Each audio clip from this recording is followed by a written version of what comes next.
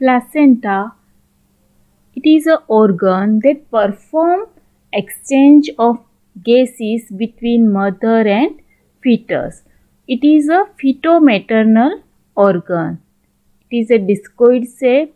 It is a choriodecidual organ. So here the placenta is formed by the maternal component that derived from the uterine endometrium. It is known as the decidua, and fetal component that develops from the blastocyst, developed from the trophoblast and extraembryonic mesoderm.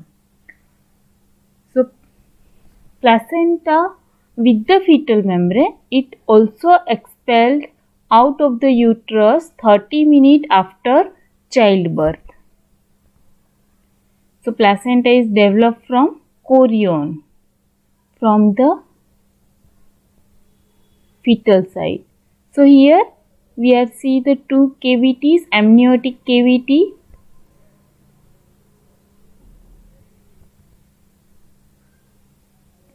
here we can see the two cavity, amniotic cavity, yolk sac, and that is surrounded by the extraembryonic mesoderm, and it's surrounded by the trophoblast.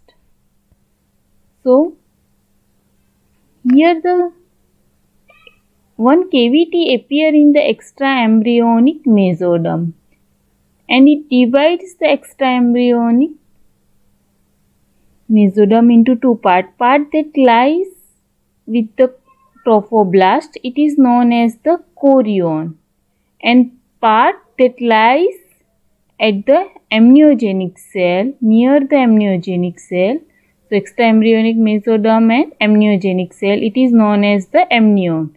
So here it is a chorion and amnion. So here there is the same figure, two cavity, amniotic cavity and yolk sac. So this extraembryonic coelom divide the extraembryonic mesoderm and trophoblast. Outer part, it is known as the chorion, and amniogenic cell and extraembryonic mesoderm. This inner layer, it is known as the amnion, that lies the amniogenic cell. Parts related to the nearer to the amniogenic cell, it is known as the amnion. So the placenta is developed from the chorion. So in the chorion we can see there is a here there is a blue one is extraembryonic mesoderm. Then the trophoblast. Trophoblast, it is divided into cytotrophoblast, this lining epithelium, it is a cytotrophoblast, and syncytiotrophoblast. So cell proliferate in the syncytiotrophoblast, and there is a single layer of cytotrophoblast. So outside to inward, syncytiotrophoblast, cytotrophoblast and mesoderm. So small cavity appear within the syncytiotrophoblast. So syncytiotrophoblast, it is a more layer of cells, and the cells lose their cell boundary, and it contains the cytoplasm and the nucleus without cell boundary. It is known as the syncytiotrophoblast. So here there is a small cavity appear. This small cavity is united and it forms the large cavity. So this cavity, it is known as the lacunae. So there is a lacunae within the syncytiotrophoblast. This lacunae, and between two lacunae there is a syncytiotrophoblast. This syncytiotrophoblast, it is known as the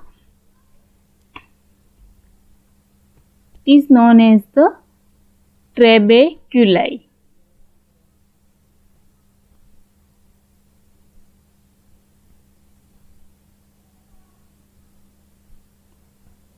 So here we can see there is a between the two lacuna, it is a trabeculi. Now the formation of villi, primary villi, secondary villi and tertiary villi. Here there is a syncytiotrophoblast. So here one is the trabecula and here one is the lacunae. There is a mesoderm, cytotrophoblast. Now the cytotrophoblast invade in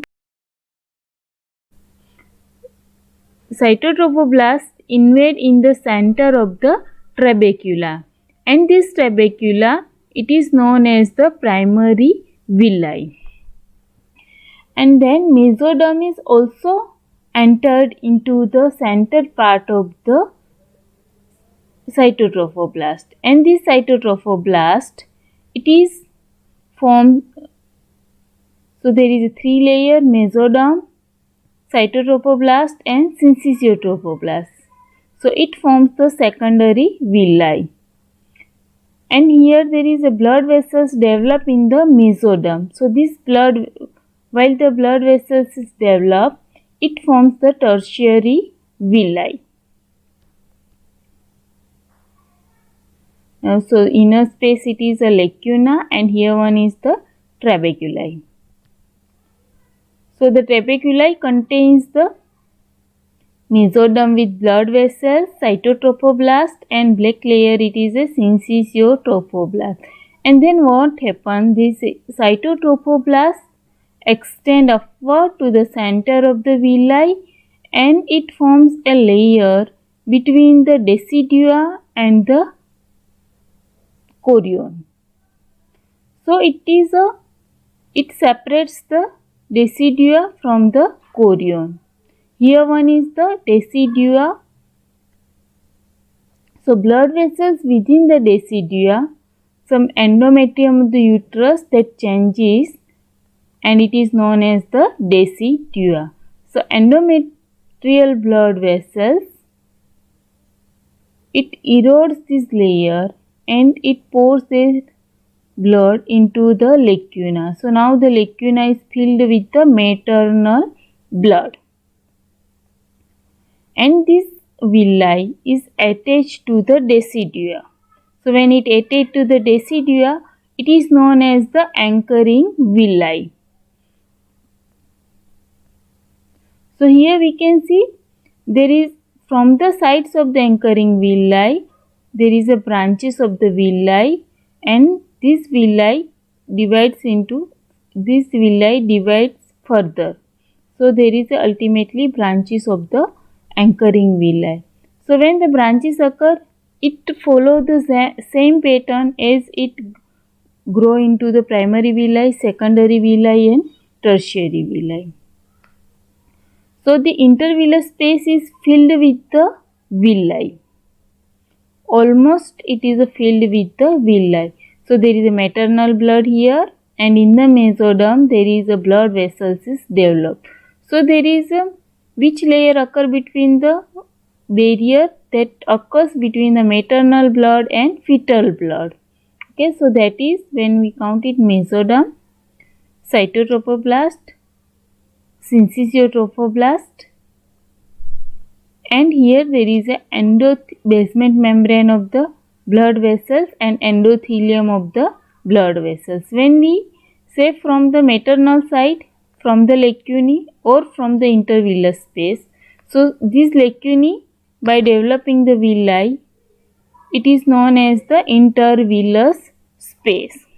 So from the intervillous space to the endothelium, the placental barrier. So which structure forms the placental barrier? It is a syncytiotrophoblast, cytotrophoblast, extraembryonic mesoderm, basement membrane of the blood vessels and endothelium of the blood vessels. So here we can see how this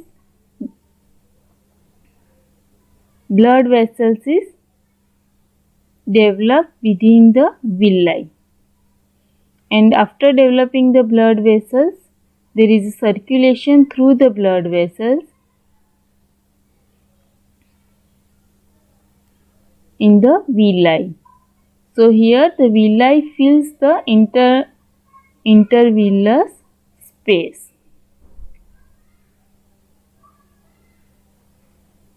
So there is two parts of the placenta. Maternal part, it is known as the decidual plate. So here it is a decidual plate and here one is the chorionic plate from the fetal side, and in the center it is a anchoring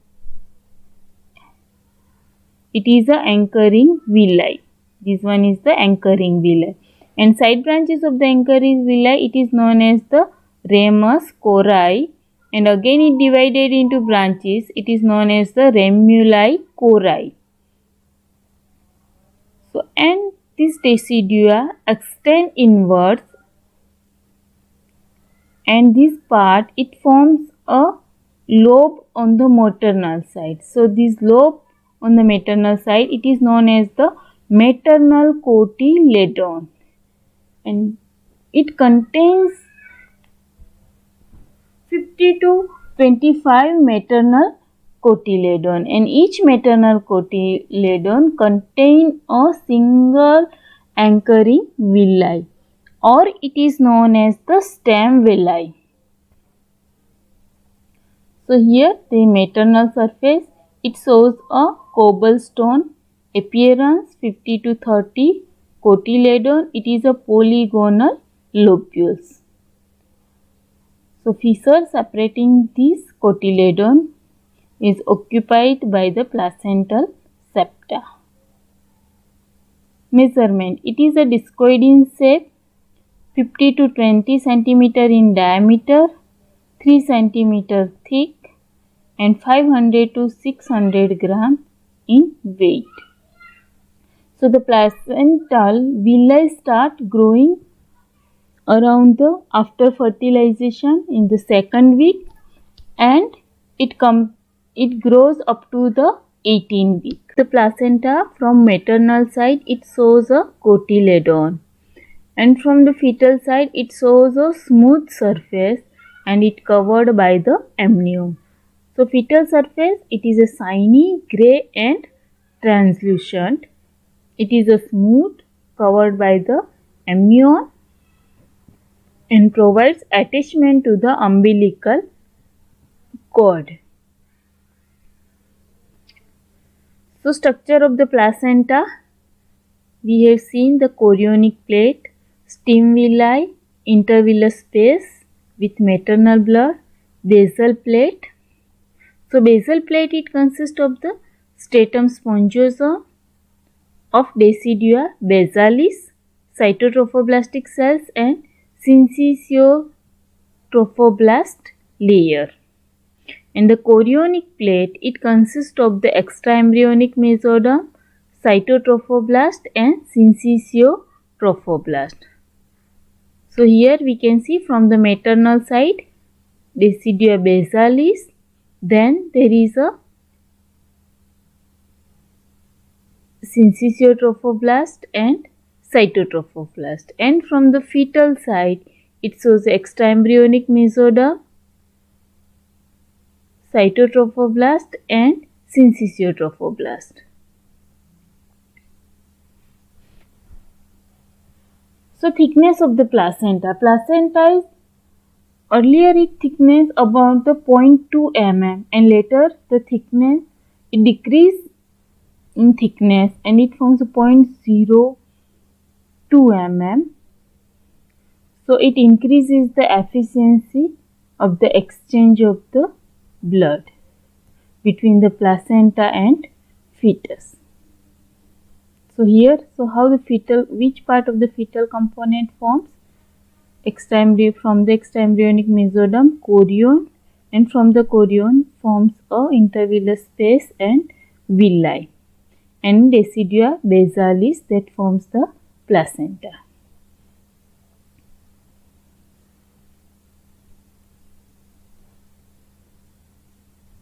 Blastocyst is embedded within the wall of the uterine cavity, wall of the endometrium. So it completely buried in the wall of the endometrium.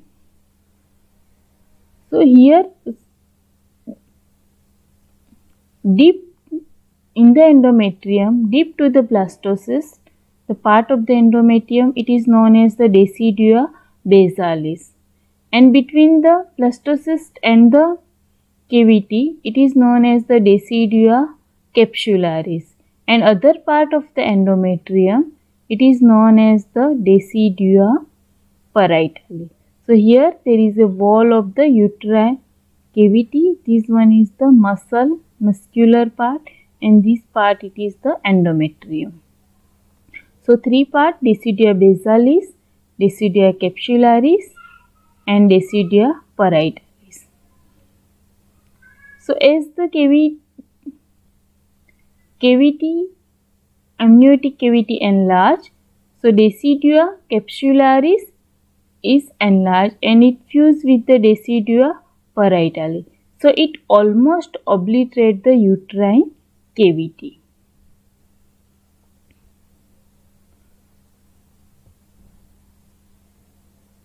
So here we can see there is an amniotic cavity, yolk sac, extraembryonic coelom, amnion and chorion. So after this trilaminar germ disc, folding of the trilaminar germ disc, the amniotic cavity surrounds the embryo.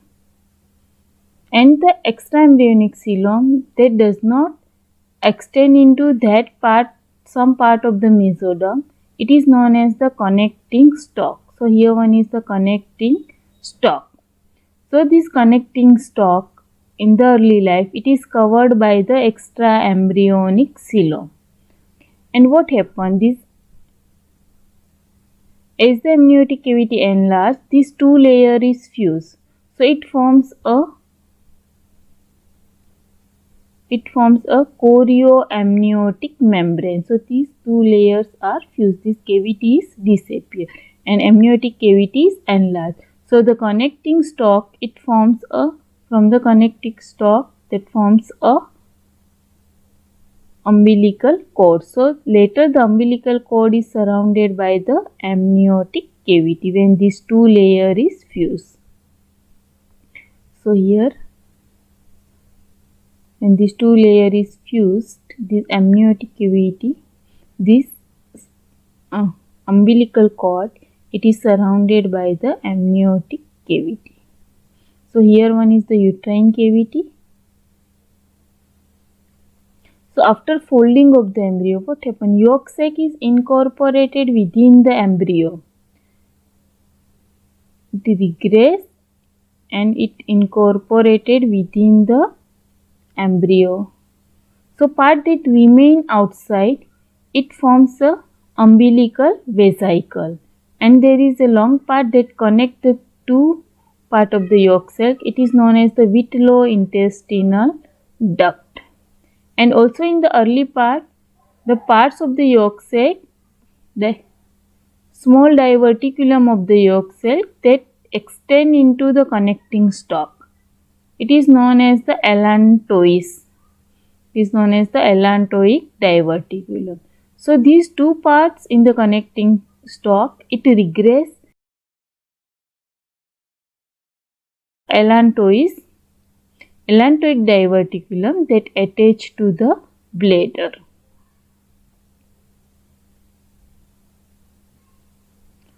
So here again we can see, here there is a uterine cavity. As the amniotic cavity enlarges, this chorion and amnion is attached to each other, and also the chorioamniotic membrane and capsularis, decidua capsularis is attached to the decidua parietalis, and it obliterates the uterine cavity.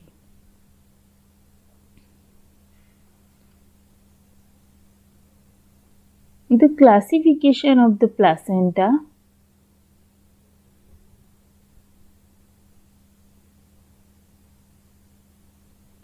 According to the attachment of the umbilical cord. So, umbilical cord is attached to the center of the placenta. When the umbilical cord peripherally attached, it is known as the Battledore placenta, and when it attached to the margin of the placenta, it is known as the velamentous placenta. Now the adhesion of the placenta. So placenta accreta, it when it pathologically adherent to the decidua basalis, it is known as the placenta accreta. And when the placenta that attach or penetrate to the myometrium, it is known as the placenta increta. And when it penetrates the entire uterine wall, it is known as the placenta percreta. Implantation of the blastocyst. So it is implanted into the posterior part, upper part of the uterus.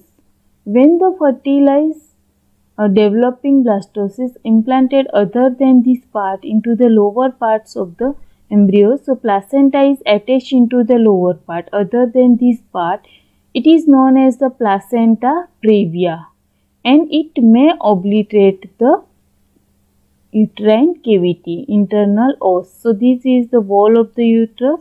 This lower part, it is known as the cervix, and these two, in the cervix there is external os and internal os. So when there is a placenta previa is present, so this placenta that may cover the internal os. So when it covers the internal os during parturition, more blooding can occur. Function of placenta. The exchange. So transportation occur through the placenta. So main function of the placenta is transport. So there is a gaseous exchange of the carbon dioxide and oxygen. There is a transport of the nutrients such as glucose, fatty acid, amino acid, electrolytes, and excretion of the urea, uric acid and creatinine from the fetal blood into the maternal. It provides a passive immunity, maternal antibody that pass through the barrier of placenta, and it provides the immunity. Placental barrier, it prevents the entry of the drugs and bacteria, but the viruses can cross the placental barrier. And it also acts as a storage. There is a storage of the glycogen, calcium and iron. There is HCG, human chorionic gonadotropin, placental estrogen and placental progesterone. Fluid. At the 10th week of gestation, it is around 25 ml. At the 20th week of gestation, it is a 400 ml. And around the 36 to 38 week, it is a 1000 ml at the birth. So how the amniotic fluid is produced? So earlier it is produced by the amniogenic cell. Then it also diffused to the chorioamniotic membrane from the uterus. Then diffusion of the blood from the intervillous space through this chorionic plate.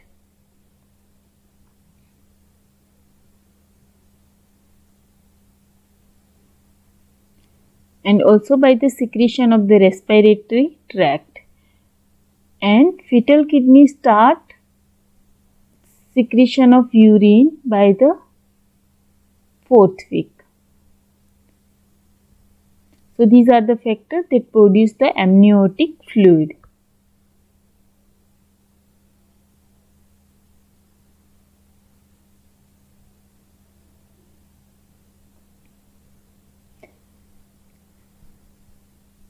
So how drainage of the amniotic fluid? So it is drainage by the chorioamniotic membrane, through the intervillous space, through the chorionic plate, and mainly drainage by the swallowing of the amniotic fluid. So it absorbs into gastrointestinal tract and respiratory tract, and it exchanges with the maternal blood across the placenta. So action of the amniotic fluid, function of the amniotic fluid, it provides the symmetrical growth of the fetus. It protects the adherence of the fetus through the chorioamniotic membrane, and it allows the free movement of the fetus, so it aids the muscular development of the fetus.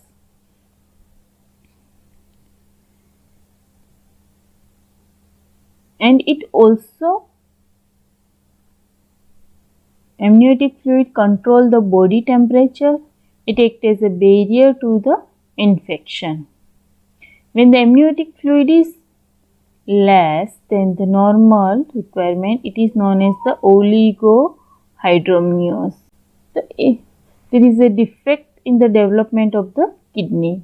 And hydramnios, there is a more amount of amniotic fluid. It is known as the hydramnios.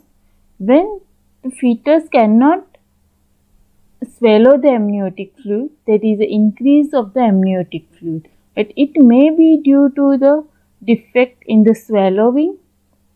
So it may be due to the esophageal atresia, or it may be due to the defect on the swallowing reflex due to the defect in the central nervous system.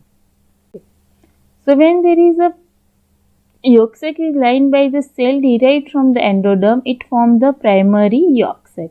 When the extraembryonic coelom is formed, it converted into secondary yolk sac. So embryo, it decreased in size by the formation of the extraembryonic coelom. And definitive yolk sac, it is formed after folding of the embryo. So during folding, the yolk sac is incorporated within the embryo. So function of the yolk sac, it produces blood cells up to the 6th week of the intrauterine life. So part of the yolk sac that forms the primitive gut. So in future it forms the gastrointestinal tract. And formation of the primordial germ cells that develops into the wall of the yolk sac. This cell migrate and forms the gonads, ovary and testes during 4th week. And allantois, so it is a small diverticulum that in the connecting stalk. So later the allantois forms the parts of the urinary bladder. Now the umbilical cord, it is a tubular cord-like structure by which fetus is connected with the placenta. It is covered by the amniotic membrane.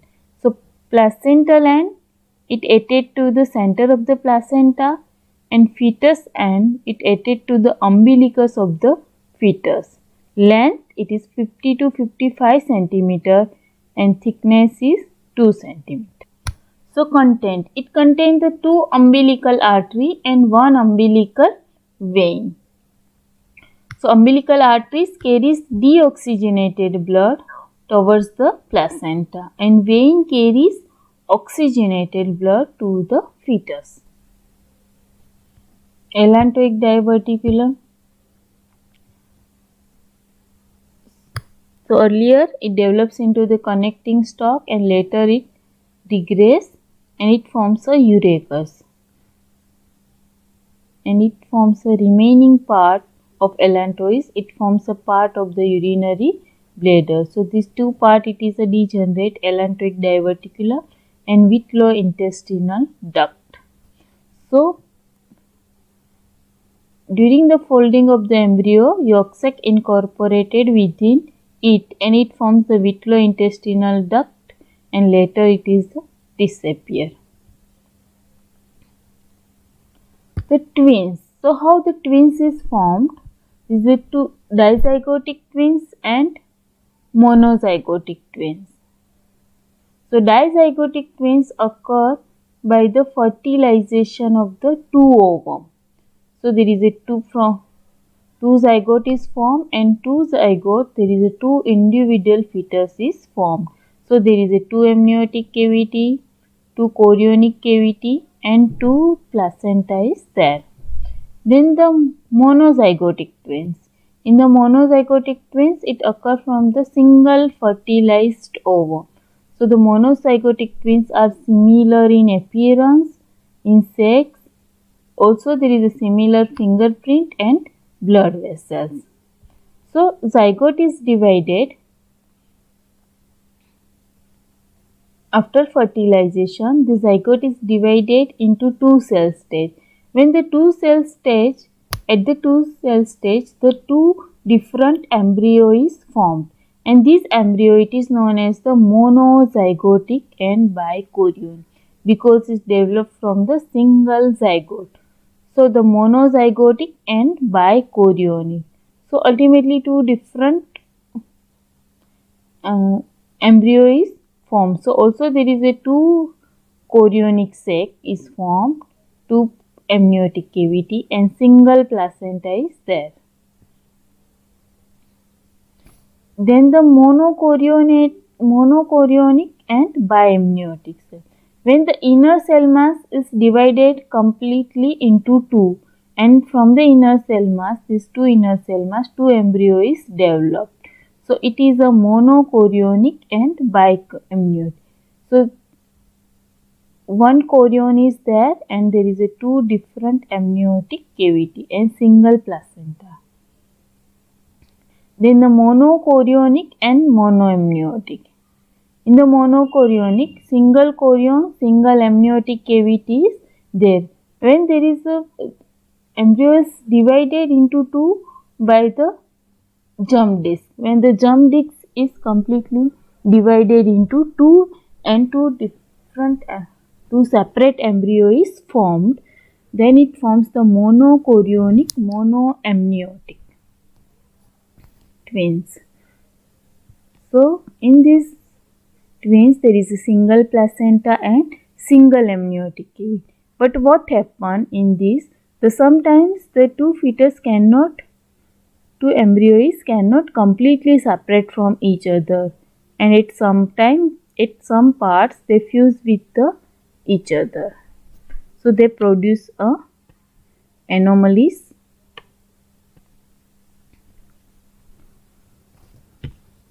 So there may be a fusion of the two embryo at the head. It is known as the craniophagus conjoined twins. So when the two embryo is attached to each other, it is known as the conjoined twins. When it attached at the head end, it is known as the craniophagus. Attached to from the thoracic region, it is known as the thoracophagus, and when it attached from the pelvic region, it is known as the pyophagus. And when attached to the cephalic as well as thoracic region, it is known as the cephalothoracopagus. There is a parasitic twins. When the two twins is developed, but one twin gets a low blood supply, so one embryo grow like a parasite. And there is a fetus in fetu. So sometimes the parasitic twins completely enclosed within the body of the quad twins. It is known as the fetus in fetu. So that's it about the placenta and the aging of the placenta. As the age advances, there is a thinning of the placenta. So by the thinning, it increases the efficiency of the placenta. So close to the full term, the placenta efficiency of the placenta is decreases. So fibrinoid material is deposited on the surface of the syncytiotrophoblast. And this aging of the placenta is the factor for initiation of the parturition.